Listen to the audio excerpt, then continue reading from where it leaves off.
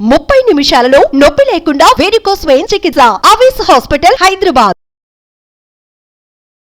నమస్తే రమ్మగారు. నమస్తే జయ. ఏదైనా మంచి స్టోరీ చెప్పండి రమ్మగారు. కష్టాలు సుఖాలు. కష్టాలు ఎందుకు వస్తాయి? ప్రారంధ కర్మని బట్టి. అంతేగా. మన ముందు జన్మలో చేసుకున్న ప్రారంధం వల్ల మనకి ఇప్పుడు కష్టాలు వస్తాయి. సుఖాలు అవి కూడా అంతే, ప్రారంధం వల్లే. మనం అక్కడేదో మొదలుపెట్టి వచ్చాం, దాని కంటిన్యూషన్ ఈ జన్మలో అవుతుంది. నువ్వు ఎక్స్పెక్ట్ చేయవు, నీకు కావక్కర్లేదు, నువ్వు అక్కర్లేదు, నువ్వు అనుకోవు, నీకు ఐడియా లేదు, ఆసక్తి లేదు, అయినా కూడా వస్తాయి.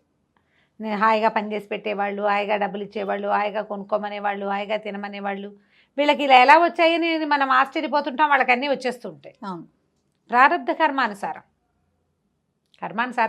కష్టాలు ఎలా వస్తాయో సుఖాలు కూడా అలాగే వస్తాయి. ఒప్పుకో బుద్ధి కావట్లేదు కదా నీకు? అస్సలు కావట్లేదు రమ్మగారు. సుఖాలు ఎలా వస్తాయంటే వాళ్ళ లెవెల్కి వాళ్ళు, వాళ్ళ స్థాయికి తగినట్టు అది వాళ్ళకి సుఖంగానే అనిపిస్తుంది. ఆ రోజుకి సుఖం. ఇప్పుడు ఆ రోడ్డు మీదే తిరుగుతూ రోడ్ల మీదే పడుకుని రోజు పావలా 10 పైసలతో కడుపు నింపుకునే వాడికి ఆ రోజు నువ్వు 100 రూపాయలు దొరికి ఒక అన్నం కడుపు నిండా తిన్నాడు అనుకో, 3 పూట్ల సుఖం వాడికి. నీకేమనిపిస్తుంది? మనకి పై లెవెల్ వాళ్ళకి 3 పూట్ల తింటమే గొప్ప, ఇంకా అదేదో కావాలి కదా అని మనకు అనిపిస్తుంది. అదే మన లెవెల్ వేరు.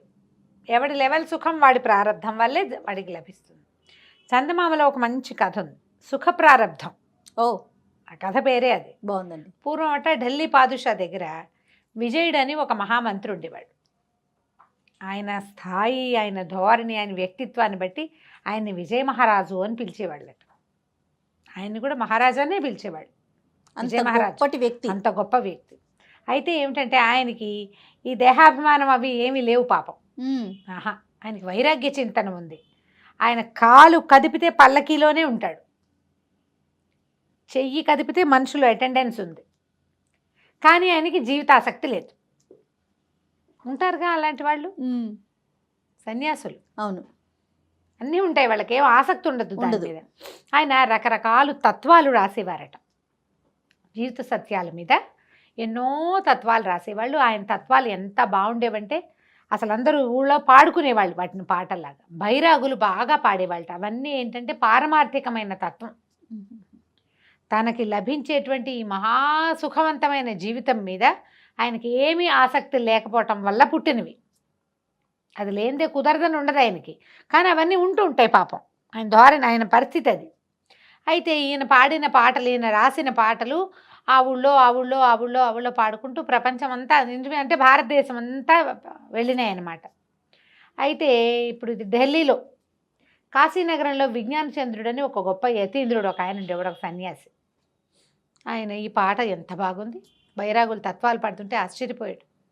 ఎంత బాగుంది ఈ తత్వం, ఎవరు రాశారు అంటే ఫలానా వాళ్ళు చెప్పారు. ఆ ఫలానా నుంచి ఇంకో ఫలానా, అక్కడి నుంచి ఇంకో ఫలానా, అట్లా చేతులు మారుతూ ఈయన ఊళ్ళు మారుతూ తెలుసుకున్నాడు.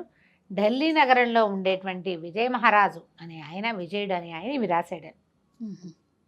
ఈయన 1 సంవత్సరం పాటు వెతికి ఢిల్లీ చేరాడు. చేరేసరికల్లా అక్కడికి వచ్చాడు. వస్తే ఈయన ఈ తత్వాలు రాసిన వాళ్ళని అడిగితే ఎవరికి తెలుస్తుంది?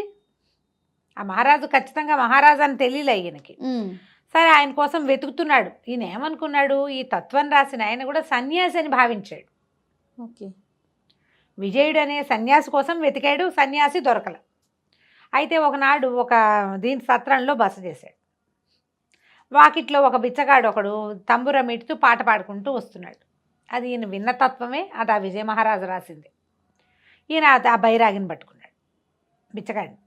ఏరా అబ్బాయి, ఎక్కడిది ఈ పాట, ఎవరు రాశారంటే మా ఢిల్లీ మంత్రి విజయ మహారాజు రాసిన తత్వం, మేమందరం పాడుకుంటాం అన్నాడు. అనేసరికల్ ఏమిటి మహారాజా అంటే, మహారాజు కాదండి ఆయన మంత్రి, కానీ ఆయన మేము మహారాజు అని పిలుచుకుంటాం ఈ ఊళ్ళో, ఆయనే ఇట్లాంటి అద్భుతమైన తత్వాలు రాస్తాడు, ఇవి బయటకు వస్తాయి, మా ఊరంతా పాడుకుంటామండి. ఈ ఊళ్ళోకి వచ్చిన బైరాగులు వాళ్ళు వీటిని నేర్చుకుని సన్యాసులు అక్కడ అవతల వీటిలలో కూడా, అంటే అప్పట్లో తిరిగేవాళ్ళు బైరాగి జనం. ఏముంది, తత్వాలు పాడుతూ తిరిగితే ఎవరో ఒకళ్ళు ఒక ముద్ద పెడితే ఆ ముద్ద తిని తత్వం పాడుకుంటుండే. తత్వం లోపలికి వెళ్ళే తాదాత్మ్యత కోసం పాడుకునేవాళ్ళు, భిక్షాటన కోసం పాడుకునే పాట కాదు అది.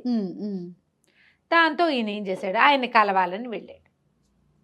వెళ్తే ఇట్లా బైరాగులు, సన్యాసులు, యతీంద్రులు, యోగులు ఎవరైనా వస్తే ఆయన దర్శనం ఇచ్చేవాడు వెంటనే. వెళ్ళేసరికల్లా ఆ సభ అక్కడికి వెళ్తుంటే ఆశ్చర్యపడి ఏమిటి ఇది పాలరాతి మందిరం, బంగారపు ఇవి వేళ్లాడుతున్నాయి, ఏమంటారు తోరణాలే, బంగారు తోరణాలు, ఎంతమందో జనం, చల్లటి గాలి వచ్చేటువంటి పంఖాలు, సువాసనలు వెళ్తున్నటువంటి ఇవి పరదాలు, తోటలు, ఘుమఘుమలాడిపోతోంది వాతావరణం అంతా. అట్లా ఎలా ఉండాలి? సన్యాసి దగ్గర అట్లా ఉండకూడదు. ఆయన ఆశ్చర్యపోయాడు. ఈ విజ్ఞాన చంద్రుడికి లోపలికి దర్శనం ఇప్పించారు. ఈయన వెళ్ళేసరికల్ ఒక పట్టు బాలీసు మీద ఆయనట వాలి కూర్చున్నాడు, ఏదో రాసుకుంటున్నాడు. పక్కన ఒకళ్ళు వింజామర, ఒకళ్ళు ఛత్రం ఇది విసురుతున్నారు. చల్లని గాలి వచ్చే పంఖా ఊతు మీద తిరుగుతోంది అటు ఇటుగా. అంటే ఆ గదంతా చల్లగాలి వస్తే ఆ చల్లదనం ఈయన మీదకి రావడానికి ఒక వింజామర విసురుతున్నారు. ఆశ్చర్యపోయాడు ఆయన. ఏమిటి నాయన ఏమిటంటే సరే మాట్లాడుకున్నారు. పెళ్లి పాదాల మీద పడ్డాడు. ఆ యోగిని చూడంగానే కూర్చోండి అన్నాడు. ఆయనకి అన్నీ అరేంజ్ చేశాడు. అప్పుడు ఈయన ఏమన్నాడు, నువ్వు ఇట్లా సుఖాలు అనుభవిస్తూ తత్వాలు రాయటం ఏమిటి? నేనేం చేయనండి, నాకు సుఖాలు అనుభవించాలని లేదు, కానీ నా పదవి అట్లాంటిది, నా జీవితం అట్లాంటిది, వీళ్ళంతా ఉన్నారు అంతేను, వీటి మీద ఆసక్తి లేదండి నాకు. ఏమిటో వాళ్ళు ఉన్నవారు వాళ్ళ పని వాళ్ళు చేసుకుంటూ ఉంటారు. అమ్మాయి వింజామరా, దాని జీతం పోతుంది వద్దంటే, అందుకని అది వీచుకుంటూ ఉంటుంది. వాడు పంఖా లాగేవాడు ఒకటినాడు, వాడి జీవితం పోతుంది, లాగనిస్తాను. ఇవన్నీ ఇలా మెయింటైన్ అవుతుంటాయి. అందరూ ఎవరి పని వాడు చేసుకుంటూ పోతూ ఉంటాడు. ఈయనకి టోపీ పెట్టేవాడు ఒకడు, బట్టలు మార్చేవాడు ఒకడు, చెప్పులు తొడిగేవాడు ఒకడు, వాళ్ళందరూ వాళ్ళ పనులు వాళ్ళు చేసుకుంటారు. నాకు ఆసక్తి ఉండి జరగట్లేదండి అంటే ఆయన ఏమన్నాడు, విజ్ఞాన చచ్చా నువ్వు ఇట్లా ఉండకూడదు, ఇవేవి ఉండద్దు, వీటన్నిటి వదిలిపెట్టి నాతో వచ్చేవంటే వచ్చేస్తానన్నాడు. నిజంగా వచ్చేస్తాం. ఆయనకి ఈ తత్వం వీడి మనసులో నుంచి వచ్చిందా రాలేదా అడుగుదామనుంది. వచ్చింది, నా మనసులో నుంచే వచ్చిందని చెప్తున్నాడు. మరి వస్తామంటే వచ్చేస్తానన్నాడు.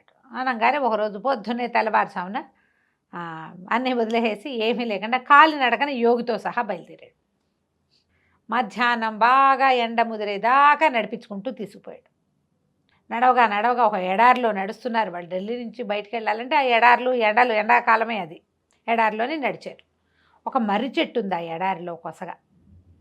ఆయన ఏమన్నాడు, సరే నిన్ను అందరు గుర్తుపడతారేమో, నువ్వు ఈ మర్రి చెట్టు కింద కూర్చో, నేను పక్కనే నా ఊళ్ళో నుంచి ఏదైనా ఆహారం తీసుకొస్తాను, భిక్షాటం తీసుకొస్తానన్నాడు యోగి. ఏం తెచ్చుకోవాలి ఆ ఫుడ్డు. అప్పటిదాకా నడిచారు, మధ్యాహ్నం 2 దాకా, తెల్లవారుజాము నుంచి పాపం.